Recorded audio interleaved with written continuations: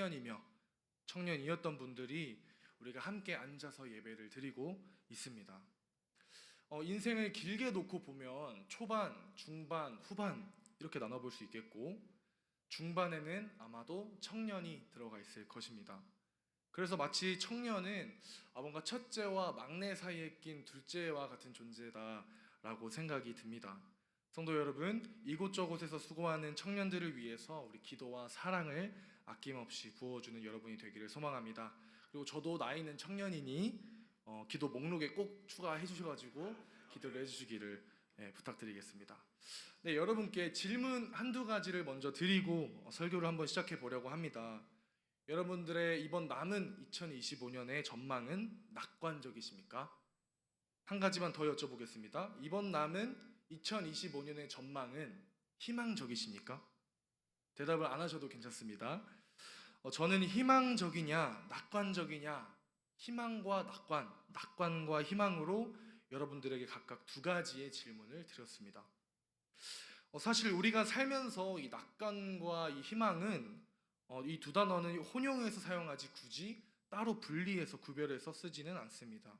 예를 들면 이런 거죠. 이제 저는 대학생이기 때문에 이번 학기의 평점은 낙관적일 거야. 혹은 나 이번에 성적이 희망적일 거야.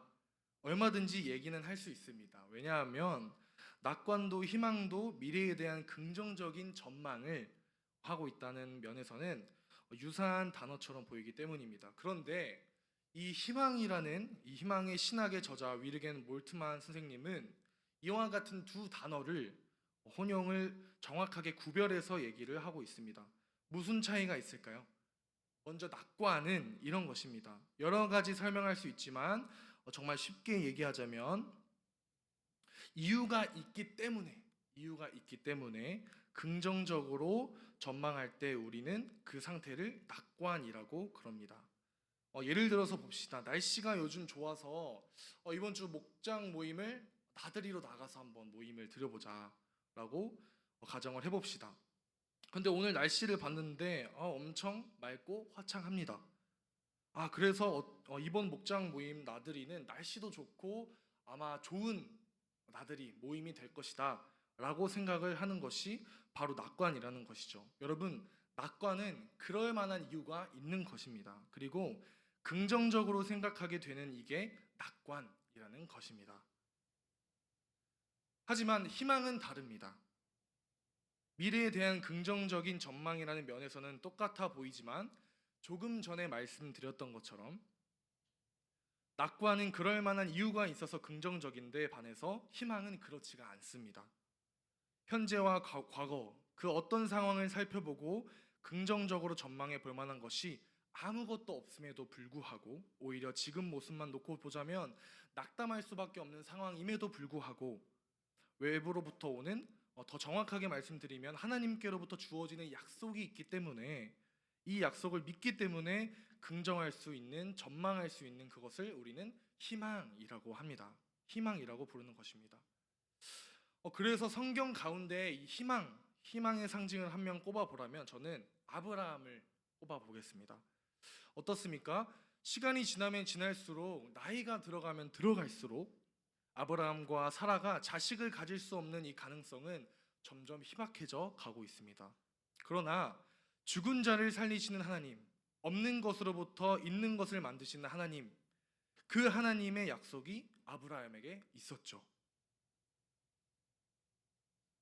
아브라함아, 너의 태에서 날짜가 너의 상속자가 되겠다라는 하나님은 약속하셨고 아브라함은 그 약속을 믿고 이것이 그들에게 희망이 되었습니다. 결국에는 이 희망이 아브라함과 사라로 하여금 이삭이라는 선물을 받게 되었다는 것이죠. 아까 하던 질문을 마저 해보겠습니다. 2025년 이 남은 전망은 낙관적이십니까? 희망적이십니까? 희망적일 것입니다. 아멘이죠.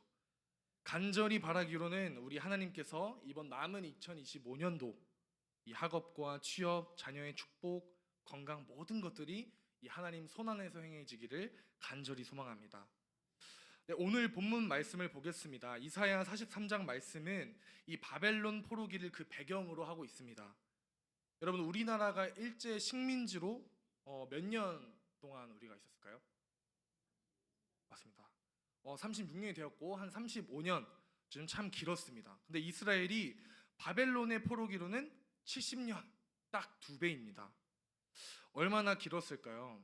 여러분, 포로로 끌려간 후에 시간은 점점 흘러만 갑니다. 지배하는 나라 바벨론을 이어서 바사가 쇠퇴할 기미라고는 전혀 보이지도 않습니다. 예루살렘으로 돌아갈 만한 소망도, 예언이 실현될 가능성도 점점 옅어가기만 합니다. 우리 조금 전에 낙관과 희망에 대해서 배웠지 않습니까? 배운 사람답게 우리가 그 시대 상황을 얘기하자면 낙관적인 요소라고는 전혀 보이지가 않습니다. 캄캄한 밤이었다는 것이에요. 이 긍정적인 전망을 할 수 있는 이유, 그 있던 이유마저도 사라지고 마음이 너무나도 캄캄한 절망의 밤이 계속되고 있었다는 것입니다. 그런데 여러분, 참 신기한 게 뭔지 아십니까? 이 캄캄한 밤, 이 절망적인 밤이 바로 희망의 하나님을 나타내게 만들고 있었다는 것입니다. 우리 하나님은 어떻게 나타내실까요? 이사야 43장 19절의 말씀을 제가 읽어봅니다. 보라, 내가 새 일을 행하리니 이제 나타낼 것이라. 너희는 알지 못하겠느냐? 반드시 내가 광야의 길을 사막의 강을 내리니. 아멘. 할렐루야. 우리가 하나님을 찬양합니다. 2부 예배에 함께 하셨던 분들은 기억하실 겁니다. 나의 가는 길이라는 찬양인데요. 원곡은 해외 찬양입니다. 그중 가사가 God will make a way, 하나님은 길을 만드십니다. Where there seems to be no way, 길이 없는 것처럼 보이는 곳에서 길을 만드십니다. 그리고 He works in ways we cannot see, 그는 일하고 계시지만 우리는 볼 수가 없습니다. But He will make a way for me, 그러나 그 하나님은 반드시 나를 위해서 길을 만들어 주실 것입니다. 우리 하나님은요, 희망의 하나님입니다. 아멘. 아무것도 없는 광야의 길을 만드시고 이 메말라 비틀어져 가는 사막의 강을 만드시고 죽은 자를 살리시고 없는 것으로부터 있는 것을 불려주시는 희망의 하나님을 찬양하는 우리 화곡중앙교회 여러분이 되시기를 간절히 축복합니다. 그 하나님을 믿으시는 저와 여러분들이 되기를 소망합니다. 이렇게 희망의 하나님을 발견하고 오늘 본문을 들여다보면 참 신기한 부분들이 보입니다. 여러분, 하나님께서요 16절 17절에 출애굽을 뜬금없이 이야기하십니다. 16절 17절 제가 읽어보겠습니다. 나 여호와가 이같이 말하노라. 바다 가운데의 길을 큰 물 가운데의 지름길을 내고 병거와 말과 군대와 용사를 이끌어내어 그들이 일시에 엎드러져 일어나지 못하고 소멸하기를 꺼져가는 등불 같게 하였느니라. 하나님께서는 이 출애굽 때 하셨던 일을 말씀하고 있습니다. 그런데 정작 하고자 하는 이야기는 출애굽에 대한 이야기냐? 이야기일까요? 아닙니다. 맞습니다. 하나님의 말씀의 포커스는 그 다음에 따라 나오는 18절 말씀, 너희는 이전 일을 기억하지 말며 옛날 일을 생각하지 말라라는 데 초점이 맞춰져 있습니다. 이게 무슨 말일까요? 출애굽 사건 기억하지도 말라고 하십니다. 생각하지도 말래요. 다 잊어버리라고 하나님은 말씀하십니다. 아니, 하나님 백성 이스라엘에게 있어서 이 출애굽이 얼마나 중요한 사건인데 그들의 정체성을 결정하는 그러한 사건을 잊으라 하시나요? 언제는 절기를 만들어서 잊지 말라고 하시던 하나님, 왜 갑자기 잊으라고 말씀을 하고 있는 것일까요? 조금 전에 읽어드렸던 18절 말씀, 너희는 이전 일을 기억하지 말며 옛날 일을 생각하지 말라. 뭔가 우리 성경으로 읽으면 조금 답이 안 보입니다. 그래서 영어 성경으로 보면, 이 NLT 성경으로 보면은 답이 나옵니다. Forget all that. 전부 잊어버려라. 이 출애굽에 대한 이야기는 다 잊어도 좋다. It is nothing compared to, 무엇과도 비교할 수 없을 것이다. 무엇가요? What I am going to do. 이제부터 내가 하려고 하는 일과 비교할 때는 아무것도 대단할 일이 없기 때문에 너희는 과거 사건, 이 출애굽은 잊어버리라고 말씀하고 계시는 거 아닙니까? 출애굽 정말 대단했죠. 정말 놀라웠습니다. 그러나 지금 내가 하려고 하는 일에 비하면 그것은 아무것도 아니다. 그것은 아무것도 아니기 때문에 너희는 이제 출애굽은 잊으라 라고 말씀하고 계시는 겁니다. 네, 사랑하는 여러분, 희망의 하나님의 다른 이름이 뭔 줄 아십니까? 오늘의 하나님입니다. 뭐라고요? 오늘의 하나님. 좋습니다. 이 과거에 대단한 일을 행하셨던 하나님 말고요, 이제는 유물과 유산이 되어서 섬기고 순례를 가거나 박물관에 방문해야만 할 수 있는 그 하나님 말고요, 오늘 우리 가운데 살아서 역사하시고 일하시는 여호와 하나님, 오늘의 하나님을 만나시는 우리 화곡중앙교회 모든 성도들이 되기를 간절히 바랍니다. 네, 물론 여러분들의 이 개개인을 들여다보면은 오늘 여기까지 오게 만들었던 놀라운 사건들이 여러분들의 개개인마다 있을 것이라고 생각이 듭니다. 그때 만났던 놀라운 하나님이 분명히 있을 것이에요. 분명히 대단했을 거고 대단히 놀라운 일이었을 것입니다. 그것을 부정하려는 것도 아니고 그게 쓸모없었다라고 말하는 것도 아닙니다. 다만 이 과거에 그 하나님에게 여전히 갇혀 계신 분들이 있다면, 다만 그 하나님으로 만족하고 지금까지 살아오고 있다면, 오늘 우리 가운데 임재하시며 우리 안에 새 일을 행하시기를 기대하고 계시는 여호와 하나님을 만나시는 여러분들이 되기를 축복합니다. 학업 때문에 바빠요. 생계 때문에 바빠요. 내 만족 때문에 바빠요. 여러분, 이 바쁜 것 때문에 오늘의 하나님을 만나지 못한다면 너무너무나도 안타깝지 않습니까? 하나님이 지으신 이 화곡중앙교회에 함께 하시는 그 하나님을 치열하게 만나시는 우리 모두가 되기를 간절히 바랍니다. 네, 희망의 하나님, 또 다른 이름이 있습니다. 바로 나의 하나님입니다. 나의 하나님. 뭐라고요? 나의 하나님. 좋습니다. 나의 하나님, 성경에 참 많이 등장합니다. 아브라함의 하나님, 이삭의 하나님, 야곱의 하나님. 제가 저 과거에는요, 이 문장을 보고, 이 성경을 보고 살짝 오해했었습니다. 하나님도 그렇지, 저 정도 되는 사람이어야 하나님, 나의 하나님이라고 쓸 수 있게 이름을 붙여주시는구나. 믿음의 조상 정도 되고 민족의 시조쯤은 되어야 그의 하나님이 되어주시는 건가? 네, 여러분, 아니더라고요.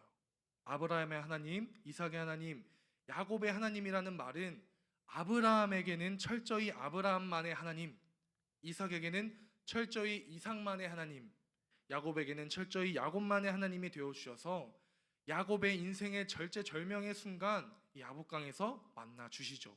씨름하시죠.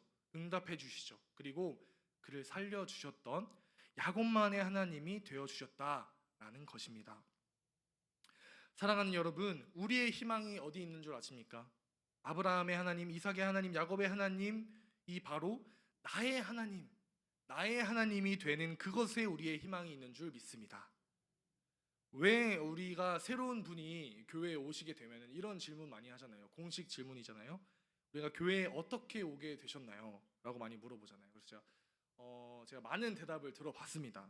집이 이 근처라 오게 되었습니다 라는 대답도 들어봤고, 지인이 교회에 다녀서 오게 되었습니다 라는 분들도 있고, 뭐 차 타고 왔다, 뭐 걸어왔다, 뭐 이런 분들도 있었던 것 같습니다. 다 다릅니다. 그러나 나를 아시고 나를 불러주시고 나를 쓰시고 나를 영원까지 인도하실 화곡중앙교회에서 나의 하나님 한 분 한 분을 치열하게 만나시는 우리가 되기를 간절히 바랍니다. 네, 많은 사람들이 새해 첫날 강원도로 해돋이를 보러 갑니다. 하지만 저는 안타깝게도 본 적이 없습니다. 감사하게도 이 성구영신 예배로 하나님께 새해 첫날을 드리고 나면은 이 절대 이른 아침에 이제 깨어날 수가 없더라고요. 그래서 저에게는 이 새해 루틴이 있습니다.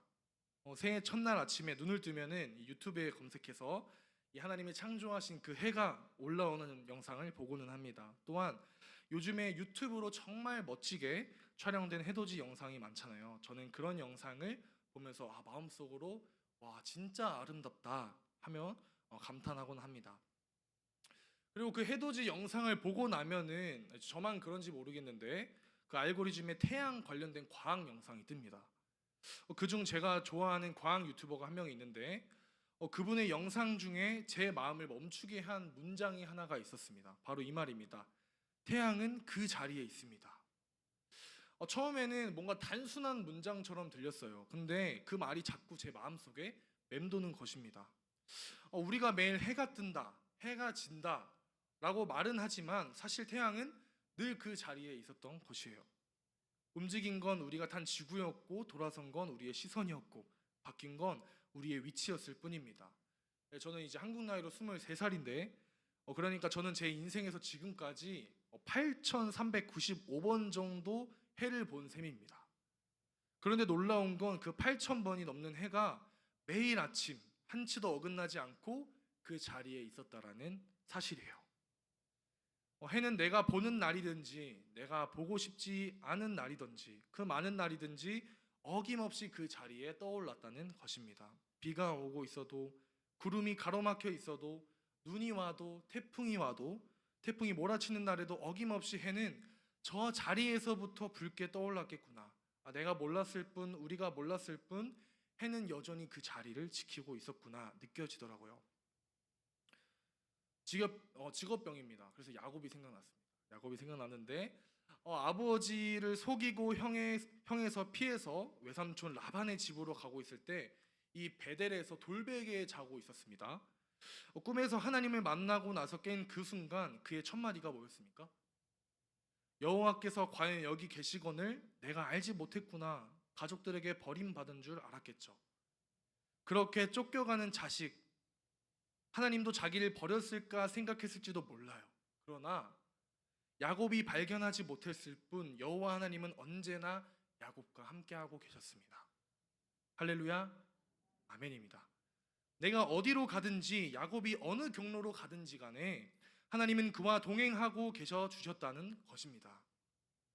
우리의 희망의 하나님도 마찬가지 아닙니까? 우리 눈에 보이지 않을 수 있습니다. 내 눈에 보이지 않아요. 캄캄한 밤일지도 모릅니다. 그 순간이 절망의 순간일지도 모릅니다. 그러나 그 어느 순간에서라도 희망의 하나님은 언제나 나와 함께 계셔 주셨다는 것입니다. 사랑하는 여러분, 저는 여러분들이 어제의 하나님이 아니라 오늘의 하나님을 만났으면 좋겠어요. 여러분들의 어머니의 하나님, 우리 할머니가 믿던 하나님, 우리 아버지의 하나님, 목사님의 하나님, 저의 하나님 좋지요. 귀합니다. 그런데 그 하나님이 아니라 나의 하나님, 여러분 한 사람 한 사람의 이름을 붙여가며 불러볼 수 있는 그 하나님을 매일같이 발견하시고 만나시고 힘 입으시기를 주님의 이름으로 간절히 축복합니다.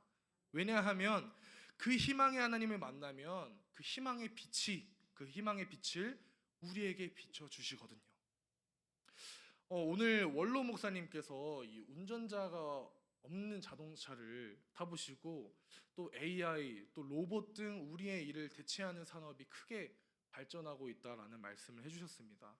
그래서 저 또한 AI를 이용해 보면은 쉽게 제가 주문하는 그림과 영상이 AI가 만들어 줍니다.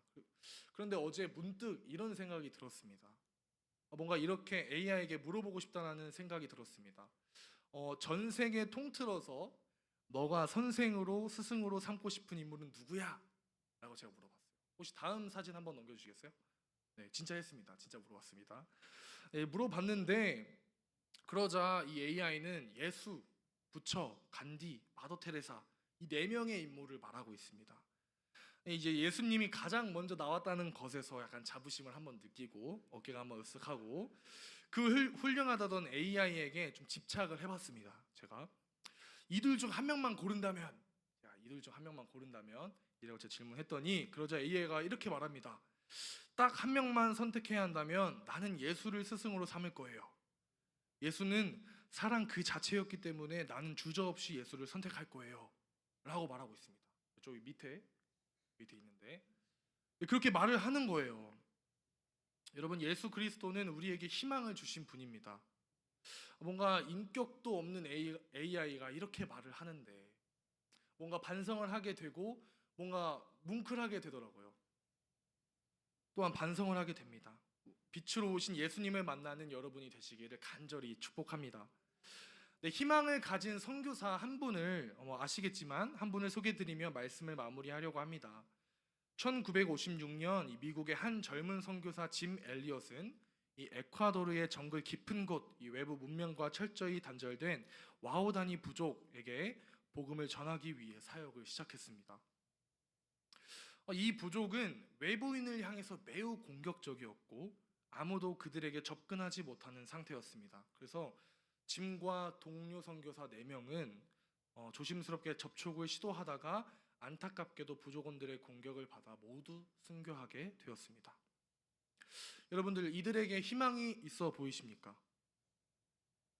이 짐 엘리엇의 남은 가족에게는 희망이 있어 보이십니까? 이 사건은 전 세계를 충격에 빠뜨렸고 많은 이들이 왜 저렇게 무모한 일을 했는가라는 반응을 보였습니다. 그러나 이 이야기는 거기서 끝나지 않습니다. 짐 엘리엇의 아내 엘리자베스 엘리엇은 이 남편을 죽인 그 부족에게 복음을 계속 전하기로 결심합니다. 어린 딸과 함께 정글로 들어가 부족과 함께 살며 그들의 언어를 배우고 문화를 이해하며 용서의 사랑의 복음을 전했습니다. 그러자 놀라운 일이 일어났습니다. 희망의 빛이 보였습니다. 짐을 죽인 바로 그 부족원들이 복음을 듣고 예수님을 믿게 된 것입니다. 그들 가운데 한 청년은 목회자로 세워졌고 그 부족 전체에 변화가 일어나 지금은 다른 부족의 복음을 전하는 선교 부족이 되었습니다. 사랑하는 성도 여러분, 인간의 눈에는 실패한 것처럼 보일 수 있는 그 순교의 자리에서 하나님은 희망의 씨앗을 그 자리에 심으셨고 그 씨앗은 사랑의 열매로 자라나 수많은 생명을 구하는 복음의 열매가 되었습니다. 하나님의 희망은 절망 속에서 시작됩니다. 하나님은 희망 없는 죽음 속에서도 생명을 이끌어내시는 분인 줄 믿습니다. 그리고 그 희망은 오늘 우리의 삶 가운데서도 역사하고 있습니다. 우리가 있는 자리에 우리의 직분이 무엇이든지 간에 하나님을 만나되 희망의 하나님, 오늘의 하나님, 나의 하나님을 만나시고 그 하나님으로부터 반짝반짝거리는 빛을 받아 세상을 비추는 여러분이 되시기를 간절히 소망합니다. 거기에 희망이 있지 않습니까? 거기에 우리 소망이 있지 않습니까? 이 캄캄한 마음을 함께 비춰가는 오늘의 하나님, 이 나의 하나님을 치열하게 찾고 또 찾고 만나고 또 만남으로 말미암아 캄캄한 세상에 빛을 비추는 희망의 빛들 되는 여러분이 되기를 주님의 이름으로 축복합니다. 기도하겠습니다. 희망의 하나님, 지금 이곳에 임하여 주셔서 우리 화곡중앙교회 위에 희망의 빛을 비추어 주시옵소서. 이 빛으로 인해서 세상 많은 이들이 하나님께로 돌아오는 기적을 일으키는 빛이 되게 하여 주시옵소서. 그 빛으로 끝까지 쓰임받는 우리가 되게 하시고 특별히 하나님께서 세우신 화곡중앙교회가 산 위에 빛나는 동네가 되게 하여 주시옵소서. 숨겨질 수 없고 감춰질 수 없어서 반짝반짝 빛남으로 말미암아 주님 오시는 그날까지 부르심대로 쓰임받는 교회가 되게 하여 주시옵소서. 예수 그리스도의 이름으로 기도하옵나이다. 아멘.